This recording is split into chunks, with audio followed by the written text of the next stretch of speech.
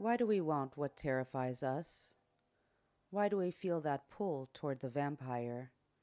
That pale hand extended, those lips at our throat, even though we know they spell our ruin.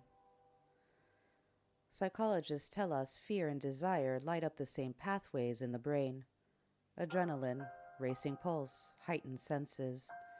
That's why horror films can feel almost erotic. And no monster plays that double game quite like the vampire. The critic Nina Auerbach once said, "Every age embraces the vampire it needs." But maybe every age also desires the vampire it fears. Because the vampire is always both, repulsive yet magnetic, a warning and an invitation. Let's talk about the bite. It's the most iconic moment in any vampire story, the fangs sinking into the flesh. But what's really happening?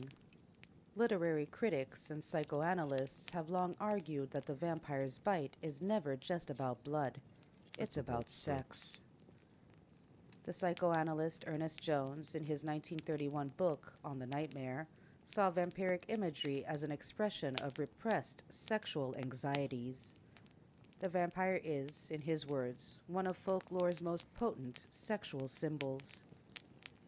And it makes sense. The act itself is intimate. The vampire bends close, lips pressed to skin. It's an embrace, a kiss, but also a penetration, violent and tender at the same time. The taking of blood becomes a symbolic act of intercourse, one body entering another, fluids exchanged, and innocence is lost. Dracula, Chapter 21, Mina Harker's Baptism of Blood. With his left hand he held both Mrs. Harker's hands, keeping them away with her arms at full tension. His right hand gripped her by the back of the neck, forcing her face down on his bosom. Her white nightdress was smeared with blood, and a thin stream trickled down the man's bare breast, which was shown by his torn open dress. It's one of the most disturbing and deeply sexualized scenes in Dracula. Dracula restrains Mina and forces her to drink from his chest. Scholars often describe this as a symbolic rape, an assault cloaked in the language of intimacy, where blood replaces semen and Mina's body becomes the site of violation. The vampire doesn't just take blood, he forces Mina to consume him. It's an inversion of sex, an act of violation that crosses every boundary, male and female, predator and victim, purity and corruption. As critic Ken Gelder has argued, vampirism is a transgressive exchange of bodily fluids. But in Dracula, that exchange isn't romantic. It's violent, forced, and profoundly taboo. Blood here isn't just life. It's semen, it's corruption, it's intimacy weaponized. To make Mina swallow it against her will is to mark her with a violation that can't be undone. And the bite isn't always heterosexual. Vampires are famously fluid. Le Fanu's Carmilla, written in 1872, scandalized readers with its portrayal of female-to-female desire. From Carmilla, Chapter 11. Sometimes, after an hour of apathy, my strange and beautiful companion would suddenly seize me in her arms, cover me with kisses, and draw me to her breast with a gloating ardor that thrilled and terrified me. Here, the bite is disguised as a kiss. Tender, erotic, and terrifying. For 19th century readers, female desire itself was already transgressive. To place it in the mouth of a vampire was to mark it as monstrous. So the bite is never just about hunger, it's about desire that crosses boundaries. Homoerotic, violent, intimate. The vampire's mouth at the throat is sex that cannot be spoken aloud, and that's exactly why it has such power. If the bite is desire, then the vampire's love is deviance. Their attachments are rarely simple, obsessive, forbidden, contagious. Take Carmilla. Laura, the young heroine, is seduced and terrified all at once. From Carmilla, Chapter 4. Her hot lips traveled along my cheek in kisses, and she would whisper, almost in sobs, "You are mine, you shall be mine, and you and I are one forever." That paradox, adoration and abhorrence at once, captures the Gothic sense of same-sex desire, irresistible and horrifying. For Victorians, women's erotic desire was taboo. Desire directed towards another woman was imagined as monstrous. By the 1870s and 1880s, new scientific theories of degeneration argued that society could literally rot from within if sexual or moral boundaries were crossed. Thinkers like Benedict Morel and Max Nardot warned that deviant sexualities, homosexuality, promiscuity, even hysteria in women, were contagious, hereditary, a kind of social disease. From Carmilla, Chapter 5. Sometimes it seemed as if she was on the point of being strangled in her own rapture. Her murmured words sounded like a lover's, and her caresses were so passionate that I sometimes shrank and shuddered. In literature, vampirism became the perfect metaphor for this fear. A kiss, a bite, a touch, and suddenly the infection spreads. In Dracula, Lucy Westenra embodies this anxiety. She begins as the ideal Victorian maiden, sweet, passive, desirable, but once bitten, she transforms into something horrifying. From Dracula, Chapter 16. She seemed like a nightmare of Lucy as she lay there, the pointed teeth, the blood-stained mouth, the voluptuous mouth.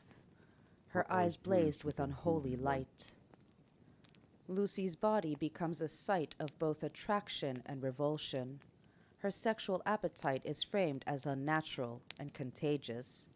She goes from angelic daughter to voracious predator, even preying on children. And how do the men respond? With violence disguised as salvation. From Dracula, Chapter 16, Lucy's staking. Arthur placed the point over the heart, and as I looked I could see its dint in the white flesh. Then he struck with all his might. The body shook and quivered and twisted in wild contortions, and then the writhing and quivering of the body became less, and the face became all at once serene. This isn't just killing a vampire, it's a symbolic silencing of Lucy's body, her hunger, her unnatural desire, her blood-red mouth. Only by violently destroying her does she return to that serene, angelic, socially acceptable femininity. Feminist scholar Carol Senf argues that Dracula makes female sexuality itself the monster. Lucy isn't dangerous because she's undead. She's dangerous because she wants. And the male fear of female desire is so intense that the only way to neutralize it is to annihilate the woman. Even Jonathan Harker's early encounter carries homoerotic undertones. As he's surrounded by 3 vampiric women, Dracula intervenes, declaring, "This man belongs to me. Yes, to me. I want him." Those 4 words drip with homoerotic possession. And in late Victorian England, homosexuality wasn't just taboo. It was criminalized under the Labouchere Amendment of 1885. Historian Richard Davenport Hines notes that the Victorians' horror of homosexuality was so great it could only be explored indirectly through metaphors of disease, corruption, and predation. Freud later described the uncanny as that which is familiar but repressed, returning in terrifying form.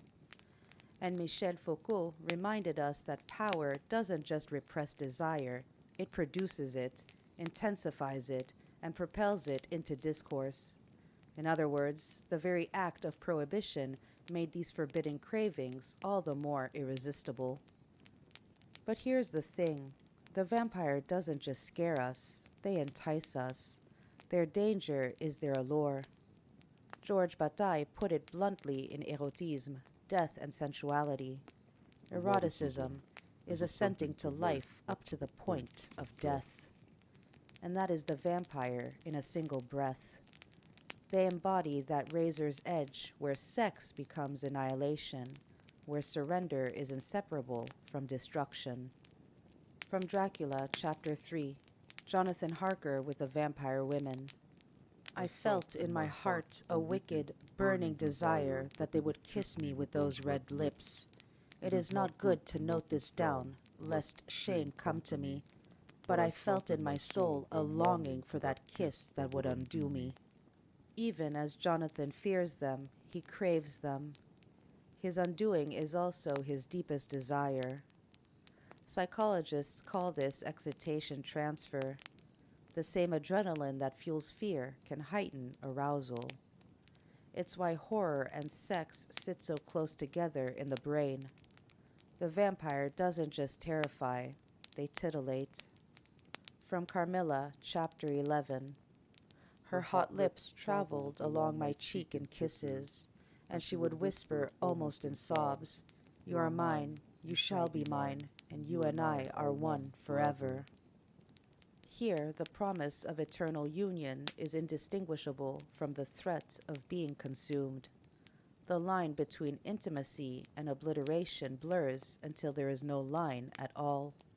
And this intertwining of beauty, death, and desire wasn't confined to fiction. In the Victorian world, death itself was aestheticized. The historian James Stevens Curl calls it a cult of beautiful death. Families commissioned post-mortem portraits, arranging the deceased, especially young women, to look as if they were peacefully sleeping. The deathbed became a stage where purity and innocence were put on display, often described in almost sensual terms.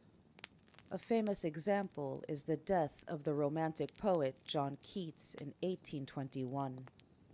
Friends described his face as serene and beautiful in death, as though suffering had been transfigured into aesthetic perfection.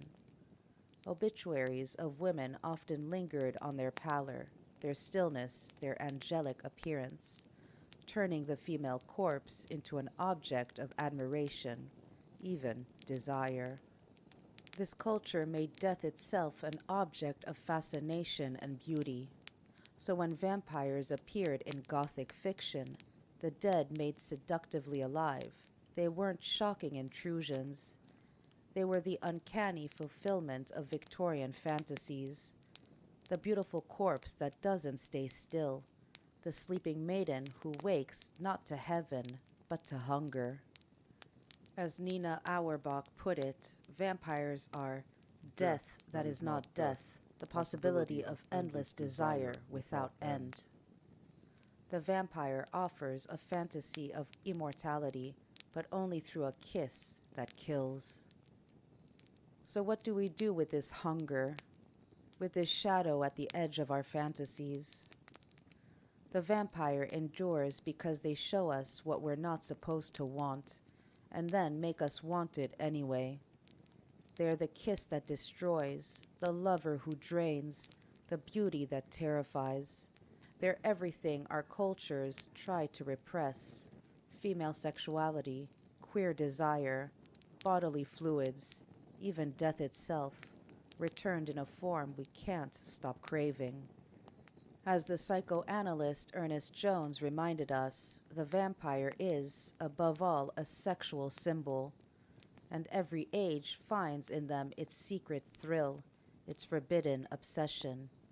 When Mina drinks Dracula's blood, when Carmilla whispers her eternal devotion, when Lucy moans with what Van Helsing calls voluptuous wantonness, we are watching repression unravel.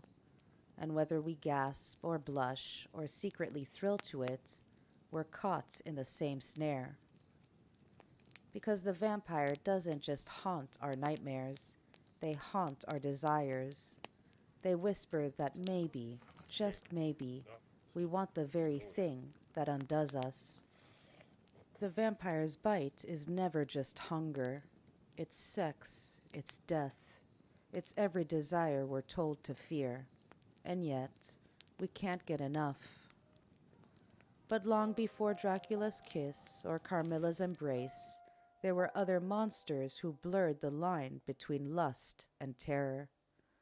Women who were called demons for their appetites, cursed for their beauty, feared for their power. In our next episode, we'll descend into their world, the first seductresses, and uncover how myth turned women's desire into something monstrous. Until then, keep your windows closed and don't invite anyone in.